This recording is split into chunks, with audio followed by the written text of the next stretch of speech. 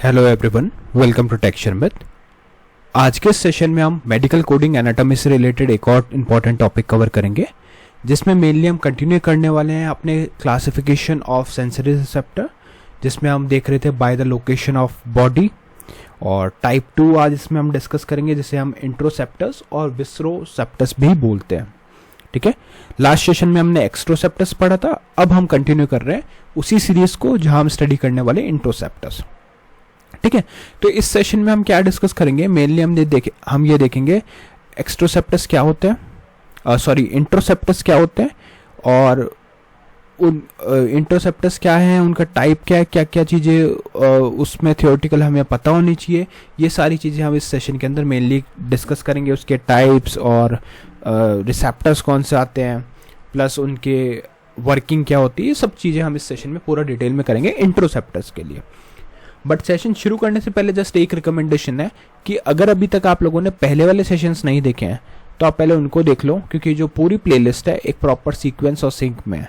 तो अगर आप उसको सिक्वेंशियली फॉलो करोगे तो और भी ज़्यादा इजी रहेगा आप लोगों के लिए ऑन गोइंग टॉपिक को समझना और उसको इम्प्लीमेंट करना। क्योंकि अभी के लिए तो हमारी मेन प्रायोरिटी है इंट्रोसेप्टर्स, बट उससे पहले पता होना चाहिए एक्सट्रोसेप्टर्स क्या होता है, और क्लासिफिकेशन 2 से पहले हमें पता होना चाहिए क्लासिफिकेशन 1 क्या थी। उसमें बहुत सारे हमने टाइप्स और सब टाइप्स पढ़े थे, तो अगर वो सब चीज़ आपको पता होगी तो बहुत इजीली आप चीज़ों को अडॉप्ट कर पाओगे।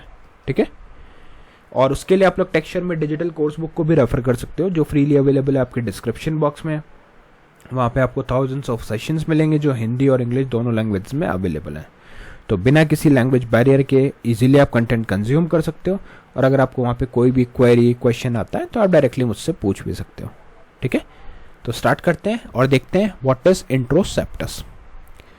डेफिनेशन बहुत सिंपल है। डेफिनेशन में हमने लिखा है interoceptor are sensory receptor located inside the body within the internal organ, blood vessel, glands and body fluids that detect stimuli arising from the internal environment of the body and convert them into nerve impulse that are sent to the brain to maintain stable internal condition।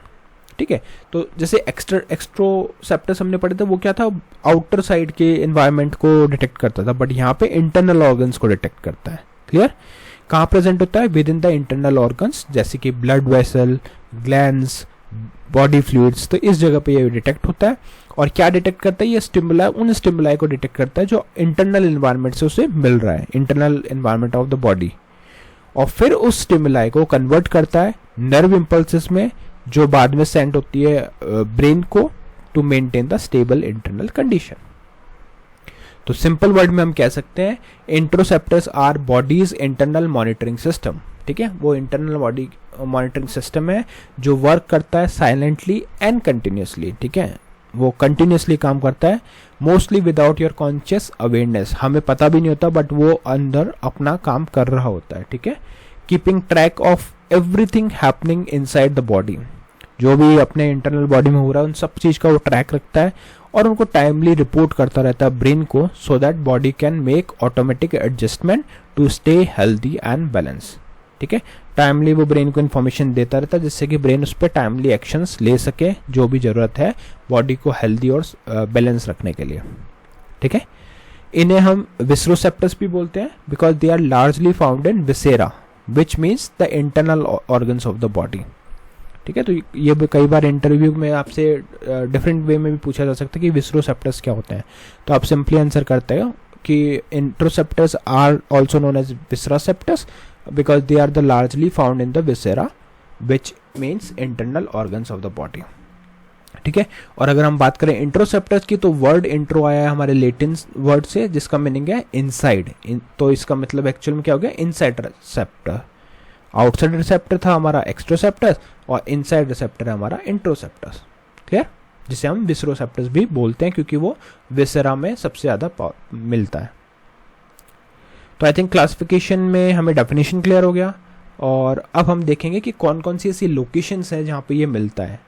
ठीक है, तो मैंने इसको समझाने के लिए बहुत simple सी table बनाई है। एक तरफ हमारे पास लोकेशन लिखी है, दूसरी तरफ कि क्या वो मॉनिटर करता है। तो walls of blood vessel blood pressure को मॉनिटर करता है और ब्लड फ्लो को मॉनिटर करता है। Carotid body, aortic body blood oxygen को, कार्बन डाइऑक्साइड को और पीएच लेवल को। ब्रेन स्टेम जिसे हम मेडुला ऑब्लिगेटा बोलते हैं, वो कार्बन डाइऑक्साइड और पीएच सेरिब्रो स्पाइनल फ्लूइड को मॉनिटर करता है।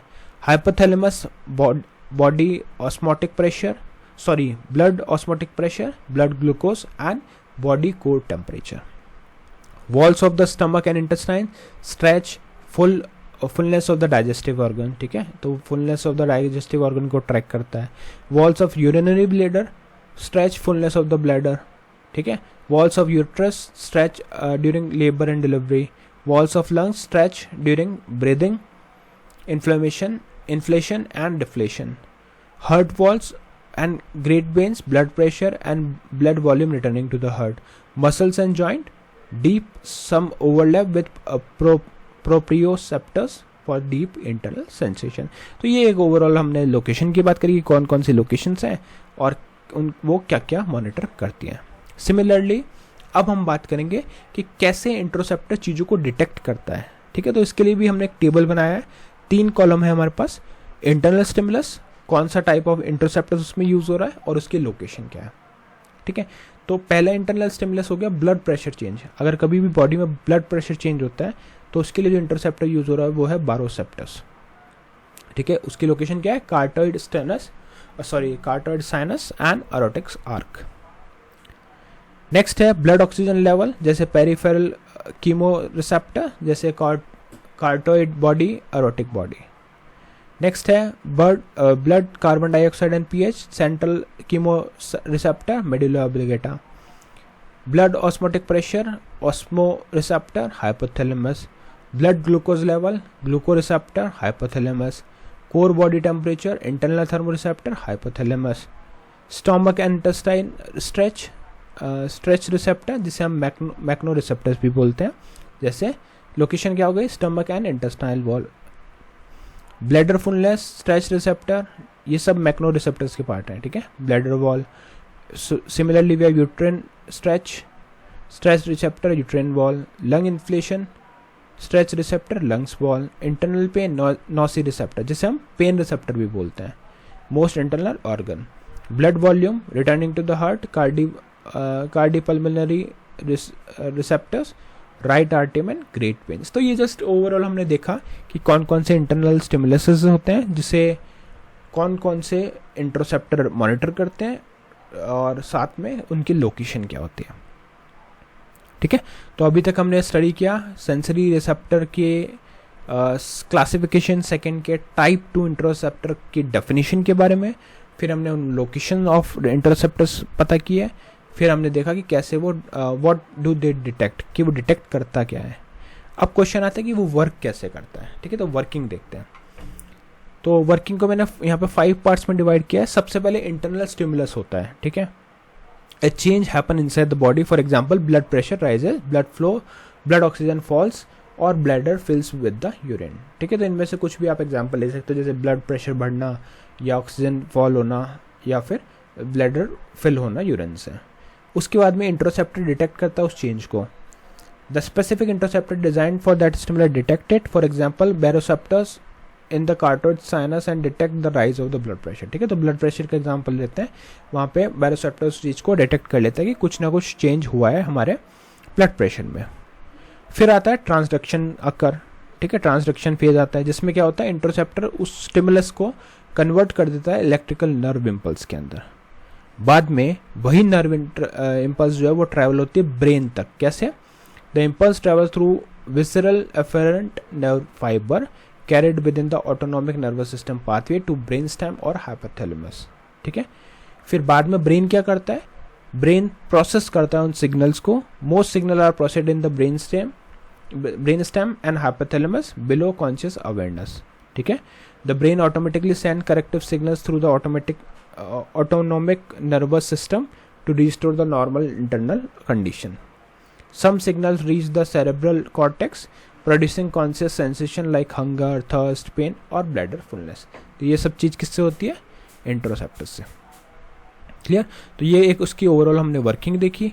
अब बस हम इसको कंक्लूड करते हैं सेशन को, जिसमें कुछ मैंने पॉइंटर्स बताएं जो आपको हेल्प करेंगे चीज़ों को अच्छे से समझने में। जैसे इंट्रो का मतलब होता है internal, inside the body. Interceptor detect everything happening inside the body, जो भी अंदर हो रहा है वो। तो आप इसको रिलेट कर सकते हो एक इंटरनल सीसीटीवी कैमरा से या इंटरनल सीसीटीवी सिस्टम से, जहाँ पे कैमरा प्लेस है deep inside every organ and blood vessel, जो मॉनिटर करते हैं जो भी हो रहा है इनसाइड बॉडी, फिर उसको रिपोर्ट करते हैं कंट्रोल रूम, जिसे हम ब्रेन बोलते हैं, है ना। ब्रेन को उस जैसे हमारे पास कंट्रोल रूम होता है वैसे ही हमारे पास ब्रेन है ह्यूमन बॉडी में, तो वो उसको रिपोर्ट करते हैं। फिर ब्रेन क्या करता है, उस पर ऑटोमेटिकली चीज़ें मैनेज करता है, एडजस्टमेंट करता है, और इसमें हमें पता भी नहीं चलता, मतलब अनकॉन्शियसली हमें कुछ नहीं पता, बट वो इंटरनली सब चीज़ उसको हैंडल कर रहा है। और फिर occasionally they alert you directly, जैसे hunger, thirst, pain, bladder fullness, इस सिचुएशन में वो बताता है, कॉन्शियसनेस हमें होती है उस चीज़ की, ठीक है। तो ये कुछ टिप्स है जिसके थ्रू आप इस टॉपिक को हमेशा याद कर सकते हो। नेक्स्ट सेशन में हम इसके बाकी टॉपिक डिस्कस करेंगे, बट उससे पहले आप लोगों को एक क्वेश्चन का आंसर करना है। आज का क्वेश्चन है what are the special sense organs, ठीक है। कौन कौन से स्पेशल सेंस ऑर्गन्स हैं इसका आपको बताना है मुझे कमेंट सेक्शन के थ्रू, और मेक श्योर करना है कि आप इसका आंसर जरूर शेयर करें, क्योंकि जितने ज़्यादा आंसर्स आप शेयर करते हो, जब भी आप आंसर शेयर करते हो तो उससे मुझे एक नोटिफिकेशन मिलता है कि आप ये सीरीज़ फॉलो कर रहे हो, और जितने ज़्यादा आंसर्स होते हैं उसी बेसिस पे मैं नए सेशन भी इसमें रिलीज़ करता रहता हूँ, ठीक है। तो इसीलिए आप लोग अपना नॉलेज शेयर करो बाकी लोगों के साथ भी। अगर इन केस किसी को इसका आंसर नहीं आता तो वो डायरेक्टली आपके सेशंस को देख के, आपके कमेंट्स को देख के उसको समझ सकता है, ठीक है। तो कीप शेयरिंग योर नॉलेज, और नेक्स्ट सेशन में हम बाकी टॉपिक डिस्कस करेंगे। So thank you for watching tech share math.